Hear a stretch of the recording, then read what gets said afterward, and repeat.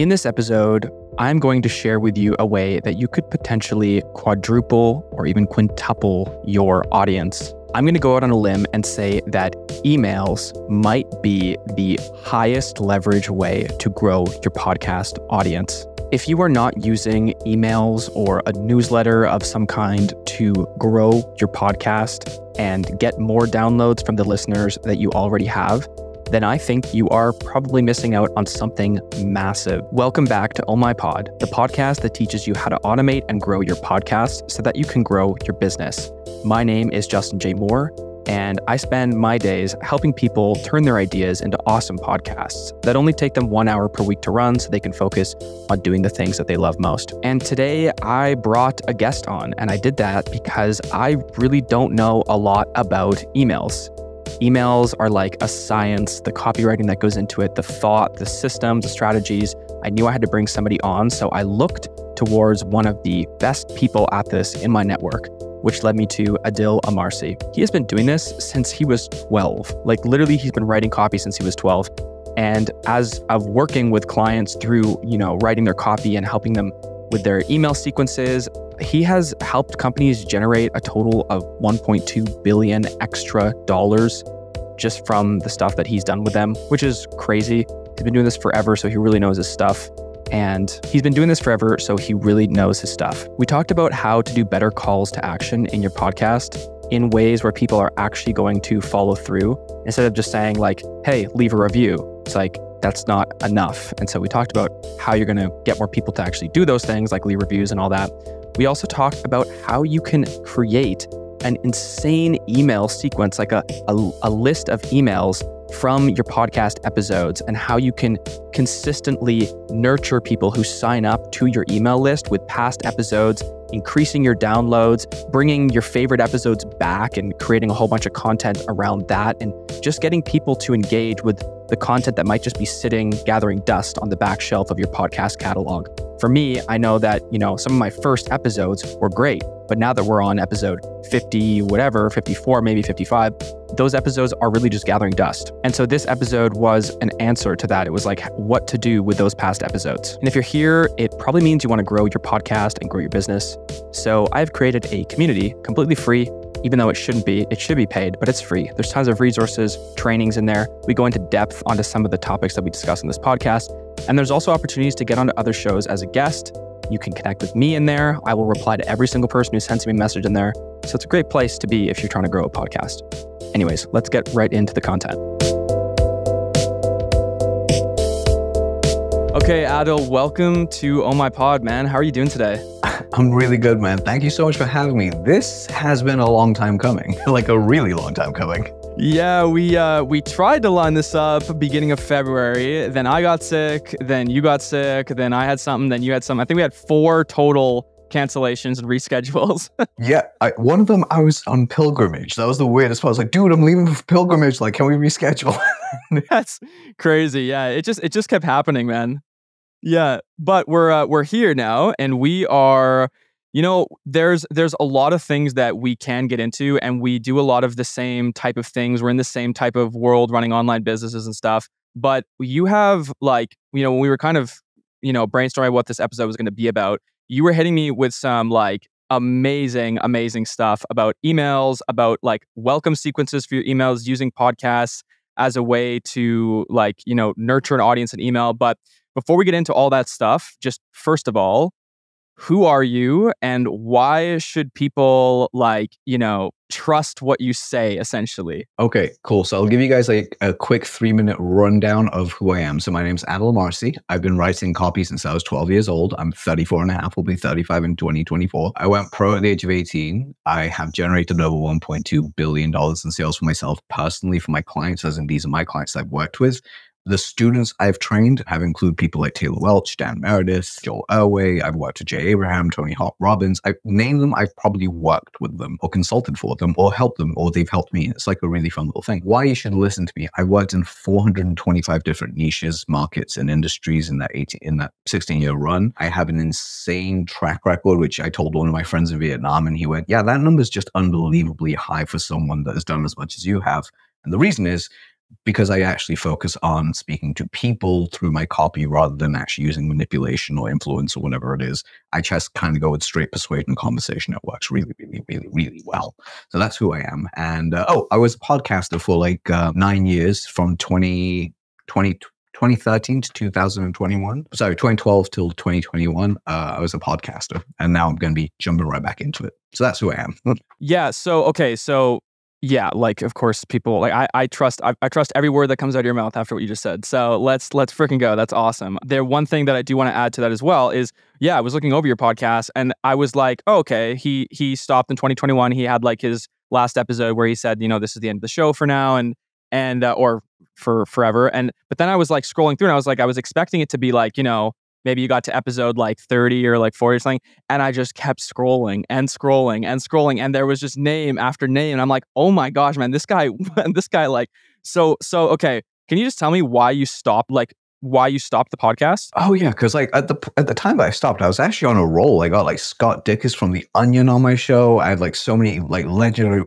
Yeah, he's one of the guys I got on right at the end. And the reason I stopped was because 2021 was probably one of the hardest years I've ever had in my life. My father passed away at the start of the year. 20 minutes after my dad died, I had a client fire me, I told them that was because my dad passed away and they thought I was lying. So they basically like, our contract has ended. And that sucked. And over that year, I lost like 5 other people. So I was emotionally, physically, mentally burnt out and exhausted. And as much as I love doing the pod, I started realizing that when I was doing podcasts, because my shows weren't really on camera, I'd find myself playing on my phone half the time. Like I'd be listening to the person ask questions, and I just wasn't engaging as much as I used to. Like the energy wasn't there anymore. So I was like, you know what? My audience doesn't need that. They'll get like, these shows are fun for me, like a good reprieve. But I'm starting to realize where I'm going. And I was like, right now, we just need to end this, regain that energy, and come back in 100% when we're ready. So that's what we're doing now. Like, yeah, good call. And a great thing that you did was you made an episode and you acknowledged what was going on. And I think that compared to what most people do, which is just drop off the face of the earth, is such a different vibe. Like, I mean, just looking back at your show, I'm like, oh, he really respects his audience. Like he put together an episode. He took 20 minutes, put together a great episode saying, this is what's going on and this is the end. So yeah, kudos to that. I think, what would be the most valuable is to just like jump right into like specifically podcasting. You are essentially a king, like when it comes to copy, and copy is the same thing as marketing, is the same thing as podcast growth. Like it's all connected. So I would love to talk about, we said that we were going to talk about, call to actions and how people are kind of not optimizing that. We also talked about emails and stuff, but maybe let's start with call to actions, specifically like, at the start of the episode. And I'm just going to let you like take the stage here because I think that's, we'll let you shine here. All right, awesome, dude. I'm happy for that. All right, so one thing I'm just going to get really clear. So copywriting for what it is in the last 10 years has kind of lost its meaning, kind of what genius lost its meaning because of Apple. Copywriters used to be people that would go from start to end to end. Like literally it was everything from your business setup to your funnels, to your product creation, to market research, to speaking to audiences. Literally they handled everything. So because I come from that school of thought, I want to make that very, very clear, which is why I can do so many different things, because that skill is built in from the very beginning. Now, call to actions are key. Like a lot of people mess this up because a lot of people you'll see, they kind of have the same call to actions. Hey guys, thanks so much for checking out my show. Subscribe, this, that, and it's always the same stuff. There's never a reason why. Like people don't give a reason. They just go subscribe. Sometimes it works, sometimes it doesn't. Like someone that's really amazing at doing this is Charlotte Dobre. I love Charlotte Dobre's subscribe call on YouTube. It's always like at the end, she kind of says subscribe as if she's running out the room, which in direct response is kind of a no-no because you kind of want to tell people why they should be staying. But because she does it in such an adorable, cutesy way right at the last second of a video, it becomes memorable, it becomes a hook, it becomes a way that she stands out. So I really love that. Whereas if you're looking at other people where they do it at the very beginning and at the end, which is what you're supposed to be really doing, you can get people to stay in and you want to give them a reason. So for instance, if I was getting you guys to do a call to action for Podigy, I'm going to make this one up so it'll just be like a lot of fun. It would be something along the lines of, guys, if you really enjoyed this episode and you want to find out more interesting episodes of how to grow your business with a podcast, head on over to mysite.com and subscribe and become part of my school community where you'll find out more. And as always, if you love this show, rate this 5 stars. Let me know what you love about it. I'll respond to you personally. And write that. That is just so much more powerful. That was so good. That was awesome. Did you just off the fly, man? Let's go. That was awesome. Yeah, so this is what I mean. Like, you can really put these together. Again, I've done this for so long that I speak in copy language, so it's like a second. It's just verbiage to me. But what I'm getting at is look at the way it's broken down. I've given you a reason to why you like this episode. I've told you where to go and what to do next. I've even told you where the community is, so there's no loss. And at the end, I'm asking you to do something for me because I've told you here's how you can grow your business. Here's what I can do for you, but here's what you can do for me. And it's something as simple as let me know what you like about this and I'll respond to you. Let's be honest, most of us have businesses big enough that we can actually respond to our customers still, or have someone actually respond to them as us if we wanted to for like a massively big business. But even that response in the comment section when someone goes, I really like this 5 stars, and you write back saying, hey, thanks so much for the share, or I really love that you love this, check out this other episode, anything that's there, people kind of go, holy crap, that person responded to me. It creates instant bond. And now you have a super fan for almost life that basically will be there with you because they just want to be like, holy shit, this person sees me. Now, one other thing I will say is you have to shift the psychology slightly. And the psychology is I'm just me. And Justin, I could be wrong here, but I assume because I've read your story. I know exactly how far what you've trained, like the incredible artist that you are as well. Thanks, man. But to you, let me ask you, but to yourself, do you just see yourself as like, dude, I'm just Justin. I'm just like a regular dude living life, doing things slightly different, but I'm just a normal person. Do you have that? Is I that like did until about a year ago. And the second that switched is when my business took off. Wonderful. So what was the switch? Like, what's the mindset now? It was that even though I do a lot of different things, like I'm a musician and I have this business and all these things, which can kind of sound a little bit flat. It was about describing my story in a way that was really digging into my story. Like I have a unique story by combining all these different things. And so it was just saying it a different way. And it kind of gave my name more weight the second I started doing it, you know? Right. But what I'm saying is, do you feel any different? Like when I say different, I mean, and this is just purely from us hanging out together and seeing your content and stuff. You strike me as a really regular person, as in the sense where I would see regular, meaning who you are right now that I'm talking to is the same Justin I'll speak to if I met up in person in Italy and got pizza with. Like they'll be, okay, so this is what I'm getting at. Some people don't have that, but for people like us who do, when your audience don't view you that same way, your audience always view you as like, you're slight, by the way, this is like refracting green light. So I was like, frick, I'm not going to keep them on. But anyway, your audience literally love who you are, and they kind of slightly put you up on a pedestal where they're like, holy crap, it's you're the person that's responding to me. Use that to your advantage to basically build a good relationship. One thing that I know that I constantly get told by everyone that's ever met me is, dude, how you speak online is exactly how you are offline. There is no comparison. There is no difference. It's just you. You're just a regular person the way that you are. But I still use that because I'll get emails from people going, holy crap, Adil, you just wrote back to me. This is amazing. How did you do it? And I'm like, yeah, dude, for me, it's no big deal. But for them, it's like, it's made their day. So keep that in mind. Like, keep those ideas in mind when you make your calls to action, when you engage to people. Remember, you are talking to other humans, and other humans don't know you yet. Yeah, and I think another piece of that you just said is like people tend to get really rigid when they start creating any kind of content where they're in front of the camera. And I would say that the majority of these listeners are also video podcasts as well in some way, shape, or form. And I think that the real beauty comes through in podcasting when you share whatever imperfections you have. If you slip up, leave that in. Like, leave it in. You know what I mean? This is podcasting. I mean, so and then the whole experience of podcasting is also more relaxing, more fun, more, you know, so I love that. And I love what I really took away from the call to action part that you said, and I have a follow-up question for call to action as well, but was like, so it's like, leave a review. But then if you don't say why, or you don't connect it in some way, and that's just like, it just reminded me of something that I was doing when I was writing copy for our business. It's like, you know, we'll take over your podcast production.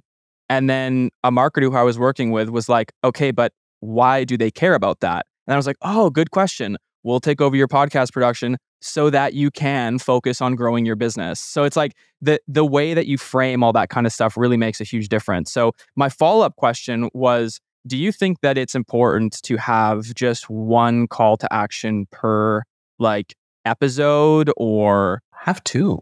Like, have one at the beginning and have one at the end. Like like the one that I'm going to be using, like, hey, like the one that's for me is for my audience is targeting business owners that want to grow their business online and not have to really stress about how to write copy because a lot of it is structural. So I'm like, hey, the greatest welcome sequence, the greatest opt-in ever would be, mine would be, hey guys, actually we'll use yours. Yours is easier. At the very beginning, as we said, you do the same thing, but then you keep the same one at the end, but with a slight difference. You'd say, and remember blank, blank, and blank. So you use the words and remember because you're doing a callback from the very beginning. If you're changing it for the next guest, literally lead with that, saying our last episode was we had so-and-so on, they did this, that, the other. It's absolutely amazing. If you want to find out more insights and join the community that is growing strong, go here and join up. And then you have, and as always, subscribe, leave us a review, and tell us what you love about it, and then move forward. The next one could be, hey, Joel from our community joined last week, and he's doing absolutely wonderful. If you want to be part of this community as well and just become part of the Podigy Nation, go here, join, blah, blah, blah, call to action. So you see, each one can be different, and they don't have to be the same. And if you're someone that's using use a pre-recorded intro, but use the call to action at the beginning of your show if you want, or do it at the end, or do it off the cuff. And again, like you said, being authentically you, not rigid, and actually having that in there allows you to be more playful, more relatable, more authentic, and have people actually want to work with you and subscribe to you because they're like, oh, he's not pushing it that much. It's just natural speech. Yeah, all that is fantastic. So let's move on to using email for your podcast. So I'm inexperienced in using email to grow a business. I email people from my email account, and that's about as far as I get with emails. However, just before we started recording, I was telling you about how I was sort of setting up like a welcome sequence, so like a sequence of emails that somebody would get sent once they downloaded my lead magnet or something like that. And I was kind of talking about how I didn't actually end up setting it up because I don't have a lot of emails yet, but I was starting to sort of include podcast episodes as a way to like nurture people on specific things and have them get to know me through the emails. So again, because I don't really even know I don't know what I don't know. So I would love for you to tell me what you were talking about emails. Just go for it again. Well, that was the part that I basically had to kind of go, can we just record it from here? Because I was about to go off on one. I was like, yeah, we need to come back in because, okay, so yeah, exactly at that moment. So I love that you actually said that because it's one of the things that people get incorrect. They kind of put too much pressure on themselves with the welcome sequence, and a lot of people get their welcome sequences wrong. As I said, one of the programs I created was specifically around this to make it easier for people. And there's 7 simple emails. What we'll do, and if you guys want, I'll ask Justin just to send you guys the link. You don't have to buy the damn thing, but read the copy because in the copy I give you the 7 email types you should be sending out over the 7 days. Obviously, you can go into depth if you want, but like this will at least give you a clarity to what direction to walk in, which is what you want. If you're doing something like a 40-day email sequence or longer, you just kind of recycle the same thing with different where the content goes and where the call to actions go. But that's just like, you can do that on your own. Let's move on to the actual stuff I want to talk about, which is more applicable to you, which is how to use your podcast to grow your email list and how to use your email list to grow your podcast because it becomes symbiotic and becomes awesome. How you do this is really simple. A lot of people don't reuse the material they've already recorded. They kind of just have it sitting there in a vault. And some of the material, some of the guests that you have on are absolutely incredible. And I'll put my hand up. I'm also guilty of doing this. But what you do is you can take your podcasts, you can run them through something like CapCut or Opus Pro or something else that you really want. They'll basically split your clips up to like shorter segments. And what you can do now is you now have, you can take one episode, like say a 30-minute segment like we're doing here, or even like a 30-minute segment here, and you can split that up to maybe 10 emails because you can go, okay, Adil told about how to do call to actions, find out who Adil is. We spoke about welcome sequences. We spoke about how to do the opening email. We spoke about how to repurpose your content. Basically, you can look at all the different things you talked about in like a little bit of a tree. And now you have about maybe 5 subjects, but you can actually find 2 angles for each subject. So the first thing could be you're doing this wrong with welcome sequences or what you're doing right with welcome sequences and how to keep going. So you can actually play both sides of the table over the course of like say 12 months. And now you have essentially got something that is core to your audience that is actually everlasting. And you can kind of put that into your welcome sequences or your everyday messages, up to you on how you basically run this. But you now have like essentially an endless content machine.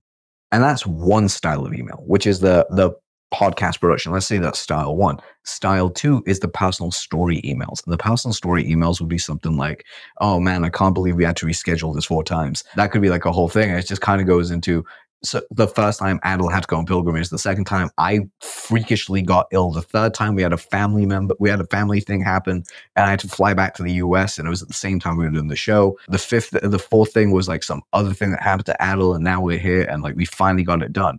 And you can just say, I'll be releasing that episode later on, whatever it is, and just go into what this will show you more than anything else is that if you keep in good conversation and good contact with your audience and your the person you're interviewing, you'll not only be able to reschedule with them, not only will you be able to finally get the episode, but you'll be able to do a really great banger of an episode in a short space of time because it feels like you kind of know each other. You get to know each other over that time period of rescheduling. That's so funny. That's a great angle. Yeah, you just put it out that way and just say, I'll speak to you guys real soon. If you have any questions around podcasting, send me an email, speak soon, Justin. Boom, there we go. You don't even have to promote the podcast. You can literally make that up as a story. You can say something like, I recently came back from Vietnam, so I'm just kind of looking at it going, am I going to have a shift in career? And yes, podcasting is a thing of it, but like, am I going to become a suit model because I can buy a crap load of custom made suits and I look great in a suit? So I'm like, that could be a thing. Plus also I'd be in Asia and everyone in Asia is like 5'4" and I'm 6 foot tall. So I'm a giant around there. So it's fine. The algorithm works, man. Not even kidding. The algorithm works. But anyway, like, so that's the second type of emails. You can talk story stuff. You can talk about like the adventures you've gone on, the stuff in the community. And again, that's email number 3. You can talk about the wins of your community. Who in your community has had a win recently? Who in your community has reached out to you to tell you about all the epic stuff they're doing? Like, think about the levels of content you can actually play with. And you just kind of have a mix. And then your fourth type of email is your sales email. And your sales email is usually set up in the last 3. Your podcast guest happens to be the person that promotes the exact thought process that you're having. Your story about adventure also happens to be tied into how this will help them go through their adventures of trials. The next thing could be like the win in the audience is essentially how someone used your advice to get a win in the actual community of people or what people are looking to buy. And the fourth email, which is the sales email could be just something as simple as, I've told you about this, that, and the other. Here's what you could do next to work with me. Go here and sign up. Or, hey, we have this product that will help you do this, that, the other. Go here and do this thing. And there's so many different ways. So you can just play with it and then you just cycle through. Now, the problem, I know you have a question here, but I'm going to just one little thing I'm going to say. The problem people have is do not write the emails the same way all the time. Like, don't use the same formula. Have about like 3 or 4 different ways that you can write an email. I wish I could always remember these off the top of my head, but there are 7 basic story types. And you can just play around with every single one of them for your types of emails if you wanted. That's great. So my immediate, like, one of my follow-up questions or like train of thought was like, what if you were just simply wanting to try and drive people to a new episode that you've just released or just put out? Like, what if, if you're doing an email sequence and I guess you're sending, let's say, like emails every day or something, like what would it look like to you try and get more people from your email list to actually go and hit play on the episode? Send out a broadcast email. Literally send out a broadcast email. I don't care if you email your list 3-4 times in a day. You can do that. Okay. And yeah, and just like link the full episode and try and break it down into like its key pieces or... Yeah, and then so what I would do is I'd write 5 emails. I'd write like 5 emails over 5 days and be like, episode, like, while you're getting your concurrent good stuff, make sure it doesn't clash at the same time that arrives. So you're not like sending 2 emails like within a minute of each other. Have the first daily email go out around the same time. And then this autoresponded like set up. And then basically have your broadcast email go across at like 3 p.m., whatever time zone you're in. Because around 2 to 3 p.m. hits most of the world fairly good. Like 3 p.m. in Europe is, 3 p.m. in the UK is 10 a.m. in the East Coast. I know for you, it's like 9 a.m. for them, 6 a.m. for the West Coast, which is fine. And then you've also got the Far East, which like 3 p.m. would be around 9 p.m. for them or 10 p.m. for them. So you got like a really nice widespread of people that would check out their emails around the same time. So what you would do here is quite simply, I would write the first full breakdown episode. So, hey, this is everything we covered, like some big parts. And then I would use the remaining 4 emails to go into like anecdotal bits. Like, for instance, I can't believe I made him laugh so hard he almost, like his camera died. Like that could be like a little running joke. You can let people into little things that weren't talked about in the actual content. Like tell them the funny stories. It could be something like, I don't know, Adil slipped and fell off his bike and he laughed like crazy. That could be something that you talk about and have in your email. There's one that I had with my friend Marshall Wayne, like that one of my very first episodes in 2012 when I interviewed him. I still remember it to this day. The email I wrote was something like, I'm like crying in the shower, watching Netflix, eating popcorn was the actual subject line. And the whole email was about how I basically mocked my friend Marshall for going through a breakup, where this is the exact situation he was in. And that's when he came up with the idea for one of his businesses.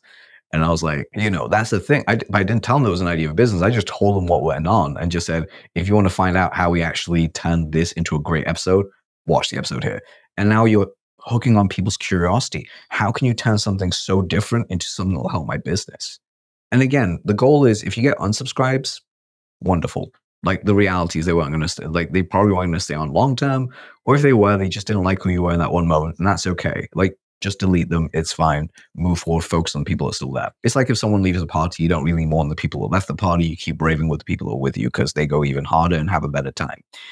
And with that being said, what you do, so that second email is that kind of thing. Third email would be like a teachable moment that you picked up from the show. A fourth email that would go out would be more around specifically, like you'd actually tell them what segment, be like 9 minutes, 12 seconds will blow your mind. And the whole email is like, go here, watch this at 9 minutes, 12 seconds, reply back and tell me how it blew your mind, Justin. And that's all you write. No content needed, nothing else. You just tell them to do this. And if you got, by the way, if you got that as a text message from a friend of yours, would you not go to like watch the link and be like 9 minutes, 12 seconds? What the hell is this dude on about? And then like, holy crap, this is, yeah, it's just another way of doing that. So remember, your subscribers are like your friends. You can literally treat them as such, send them messages as such, keep in touch with them. And if you're sending broadcast emails, it doesn't matter if you're doubling down. Like you can be literally tell them in the welcome sequence, this is how we do welcome sequences. We do the first 7 to 14 days automatically. And then we start sending broadcasts. And as we, like, if you're mailing daily, it becomes very, very tedious.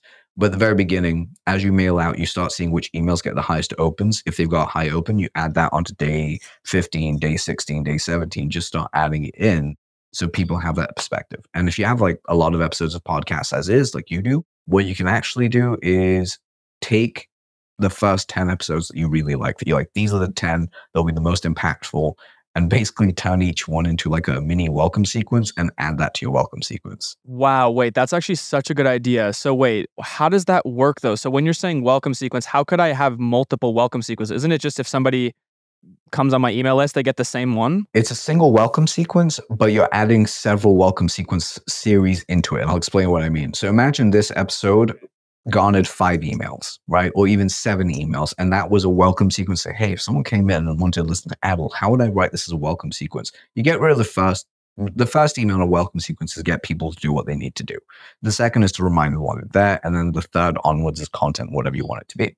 So what I would do here is you'd find your top 10, 12 guests that basically are timeless in what they do. And what you could do, like you got John Caprani, who's a really good friend of mine. I love John. John could be one of the people they have on there. And what you would do is the first set of stuff and say, hey, so when you're part of my when you're part of my community, I'm going to be sending you different podcasts to listen to with different ideas that might spark creativity that have traditionally helped a lot of people in my audience. And it'll also help you, especially if you're trying to achieve X, Y, and Z goals, which they've already told you why they signed up. So what you do is you talk about like John Caprani for like in email number 3.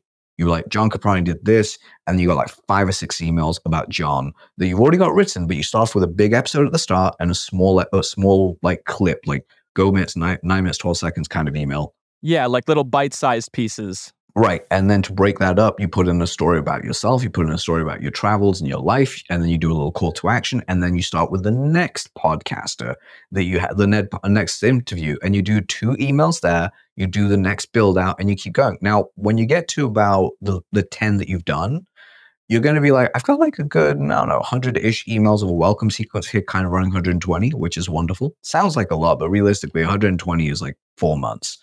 What you do then, this is the beauty. You go back to the John Caprani episode, and then you start writing emails about the different segments, the 5 types of emails that you can write for a single episode. And you start lacing them in either inside to extend out John's bit. So it goes John big episode, John little clip, story about Justin, call to action, 2, 3, 4, 5 more emails about John. Then comes the next guest. And then you can kind of really build this out. So then that way your audience has that in there and they can feel it, or you can put it at the very end. So they have callbacks to the very beginning of the training and say it's 4 months in at this point. I know I've spoken a lot, but imagine you're 4 months in and you decide to go back to John Caprani's emails. So you've cycled through the whole 12 guests that you picked and now you're back to the start again. Yeah. Then what you do now is you seed it in by saying, a lot of people have asked how I do X, Y, and Z. In fact, in actuality, I answered this in the very first thing with John. If you haven't seen that, or it's been a while since you've forgotten, go back and watch it here, or this is a clip that we talked about here, or whatever it is. Or you can just say, you know, what's really funny? I got an email from John Caprani today and it made me realize we had a great episode. I want you to listen to it. Go listen to it here. So essentially, you're using the same content to extend out. You do that with every single person that you have out of the town of 12. You'll end up with about 6 to 12 months worth of emails on automation with all the call to actions done.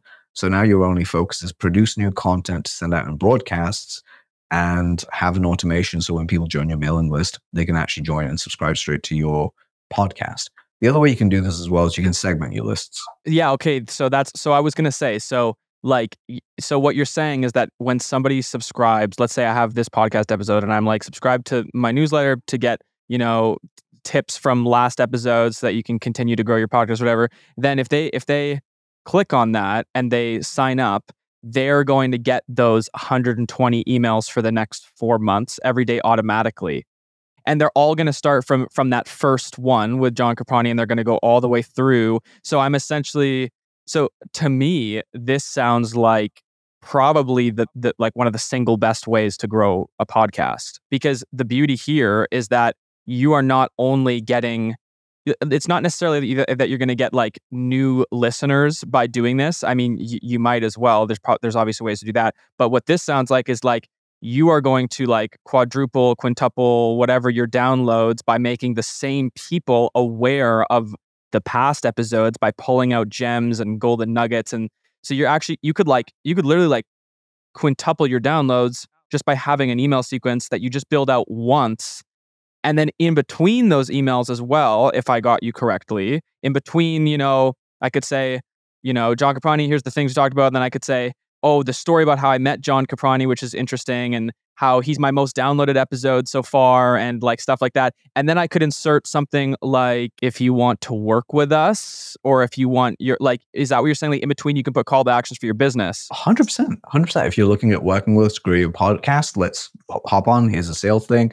And remember, you're not selling in the email. You're selling the sizzle in the email. You get them to go over to the sales page, which you do all the heavy lifting. That's the whole process of a sales letter. It's to do all the heavy lifting, because your email will just be it's too much demand on the email to get to do what you need it to do. Now, the other thing I was going to say about list segmentation is what you could do. Okay, Adil, that sounds great when people join my podcast.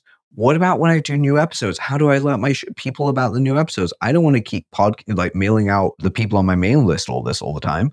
What if I have other people? Well, guess what? That's the beauty of it. You actually have a secondary list for your podcast listeners. Hey, if you want to find out about future episodes, go here and sign up. And now what they've done is you've got a bunch of people who are waiting to sign up specifically for the podcasts. You have a basic 7-day welcome sequence that gets them going with 2 call to actions for your product in there.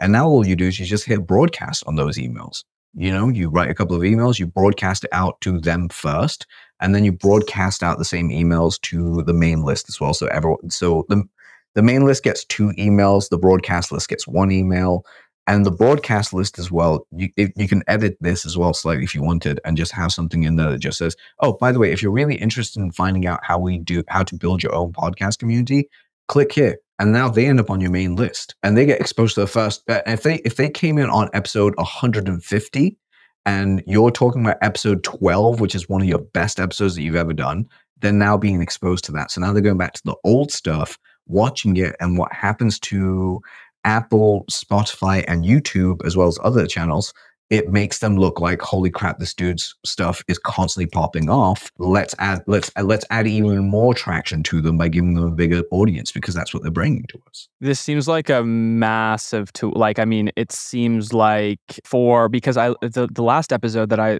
just recorded, the one that will be coming out before this one, was with a podcast host who has like 5 million downloads per month coming in. And she was saying that podcasting is really difficult to get listeners to. And we know this, especially because, a lot of people don't listen to podcasts. So like blasting it out on Instagram is not necessarily going to get you listeners because there's not a lot of people there. There's a lot of people there who don't even listen to podcasts. And so the best way to find people is to talk to people who already listen, who listen. And so if you have listeners, one of the biggest things that you struggle with is actually keeping them around week after week after week after week and rising those numbers and everything, right? And so this seems like a way to just, like, you've put all that work into your past episodes, and you put all that work into your catalog, and there's episodes that are so good in there, but they just kind of sit gathering dust. So this definitely seems like a very, very high leverage approach to just doing like so many things. It's super exciting. Now, here's the other thing that you can be like. Some people might be thinking, dude, that sounds like a lot of work. I don't know if I have the time, blah, blah, blah. You have ChatGPT, dude. Just literally get ChatGPT 4.0, throw your podcast link in there, tell it, hey, pull out some of the stuff, write some copy around this in my voice. You'd be surprised ChatGPT actually knows about you. I Googled, do you know who Adil Amarsi is? And I got like a whole breakdown of my profiles, like write an email like me. And the email sounded like me. It was kind of scary. I'm not even gonna fucking lie. Like, it was that scary. This was when I was in Vietnam. My brother that was out there, we created a brand new product literally in 10 minutes, if not less, just using ChatGPT and like what it knew about me. So you can literally do this to train it yourself and actually run through your podcast. It always gives you what you need, and this streamlines it. Make sure you edit those emails, by the way, because ChatGPT is a great first draft. It doesn't do a great final draft. You need to make sure that you go through it and actually do it. And it won't take you as long. Trust me, it really won't. Once you have you understand it, it really won't take that long, which is why I'm actually turning the welcome sequence stuff I created into my own like ChatGPT bot. So like, write a welcome sequence for this, and it just knows exactly what to do for me, which is great. But jumping back onto the idea around social media, like your audience isn't on Instagram and places like that. I disagree with that with one reasoning. It depends how you're actually reaching out to them. Don't put the whole episode. Find the juicy one little hook, create a short around that hook, and just release that hook with no answer. Do not give an answer in it. It could be something like, hey man, like I really am curious. So what you're saying is that I can grow my mailing list and my podcasters and get them staying around for a lot longer by what? Creating an email, like using what was it that you were saying? And then just about to speak, you say, go watch some more. Yeah. Amazing. Amazing. Yes. I love it. I'll just say, okay, just last thing, logistic question, probably like too easy for you to even care about, but like, where do we actually send emails from? Like, what is the automation tool? I use Go High Level for like everything, but like, what is the tool that you recommend? Okay, you can use everything. You can use GHL if you want. I am old school, so I use Aweber. Like, I know people go, oh, Aweber. Dude, it's $20 a month. All right, maybe 30 at the very most. It's incrementally increasing. So like 20 is, I think, 500 subscribers. 30 is 2,000, and then upwards from that is like 20,000 or whatever it is. Names on your mailing list, and it's been around for 20 plus years. It has it's updated. It's got a proven deliverability rate, and it works. So I just use, for me, Aweber is my favorite. I like it, but you can use GHL if you want. Cool. And then there's like MailChimp and stuff. Don't use MailChimp. I was literally just about to say don't use MailChimp. Like, they MailChimp did a great job marketing because it's the only one I can think of off the top of my head. Yeah. MailChimp did a great job because they're free. Like, that's the thing. Like at the very beginning so I've been around, like I said, I'm in the IM world since like 2008. So I remember when we were doing like the blog challenges that tell you, hey, if you don't want to pay for a mailing list, like a place like Aweber or GetResponse or anything, that's the two that we had back in the day. And then Infusionsoft came out. But imagine those three previous. Now we have multiple options. You also had MailChimp, and MailChimp was like the freebie, but it was very limited. And it was good, but now it's just got to a point where they just limited the free version so much that the deliverability on MailChimp is lower than most of the other ones. And I'm kind of like, why would you? It's not a place I'd build my mailing list, because when you're trying to get your mailing list out of MailChimp as well, it's a struggle at times. So I just tell people, just go to like one of the other ones and you'll be fine. And definitely pay for your mailing list. Like, it's an asset. It's an asset. Yeah. It's a huge asset. A huge investment. Like, it's of course.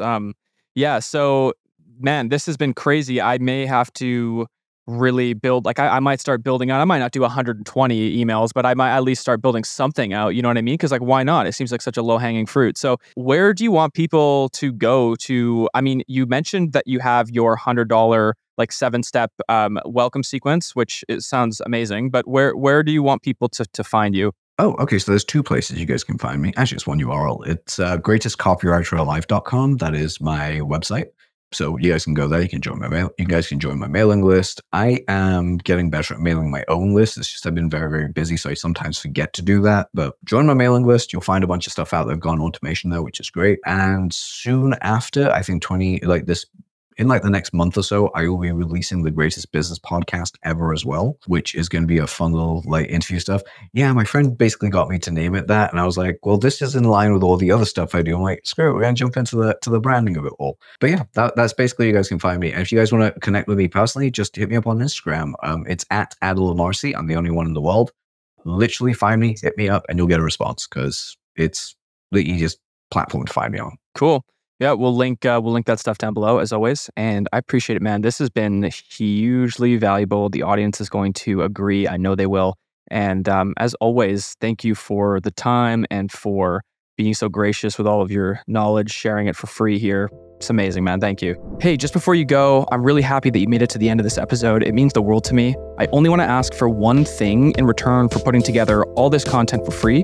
And that's just leaving a review if you can, wherever you're listening, if it's Apple or Spotify. Just leaving a quick review is super, super helpful for us. It's going to help more people find the show so I can keep putting this content together for free. Thank you so much, and we will see you on the next episode of Oh My Pod.